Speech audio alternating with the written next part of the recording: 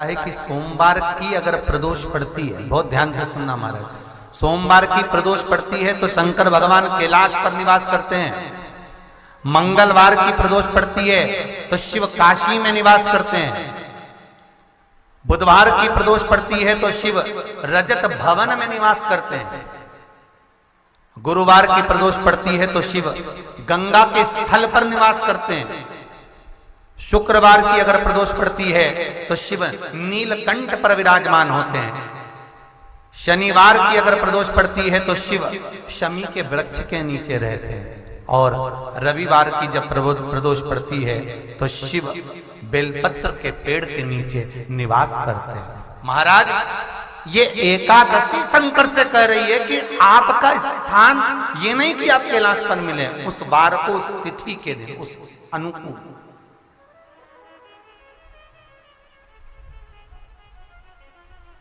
हमारे यहां कहते हैं सोमवार की जो प्रदोष पड़ती है वो इच्छा पूर्ति करती है।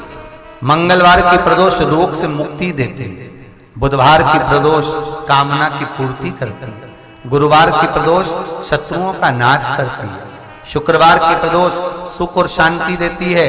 शनिवार की प्रदोष संतान का सुख देती है। और रविवार की प्रदोष जो काम दुनिया में कोई नहीं कर सकता वो अचूक फल की प्राप्ति रविवार की प्रदोष करा देती है। महाराज ऐसी प्रदोषों का नियम वर्णन किया चाहिए। भगवान कहते ठीक है तू थोड़ी देर खड़ी हो।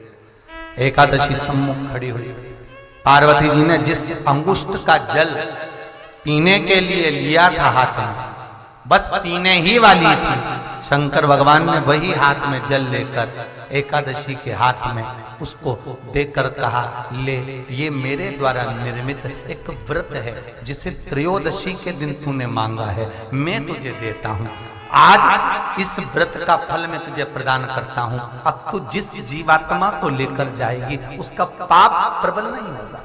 किसी स्त्री, पुरुष, बालक, बुजुर्ग जो भी होगा जिसने प्रदोष का व्रत करा होगा वो जीवात्मा को तू किसी फल की कामना से नहीं स्वतः ही लेकर चली जाए।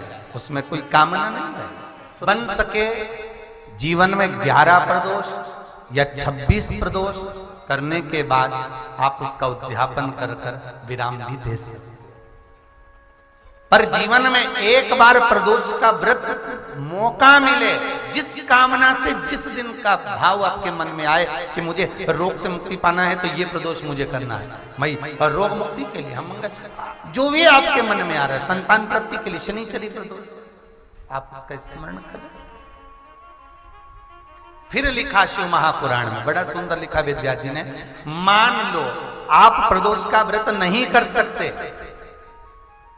आप अगर व्रत नहीं कर सकते तो प्रदोष के दिन, प्रदोष काल में शाम का समय सूर्यास्त का कुछ पल, कुछ घड़ी के पहले से लेकर बाद तक का प्रदोष काल के अंतर्गत आप शंकर जी के मंदिर में जाकर 1 लोटा पानी, 5 बेलपत्र भी अगर समर्पित करते हैं तो संपूर्ण प्रदोष का फल आपके भाग्य में प्रबल हो जाए। शिव महापुराण में इसका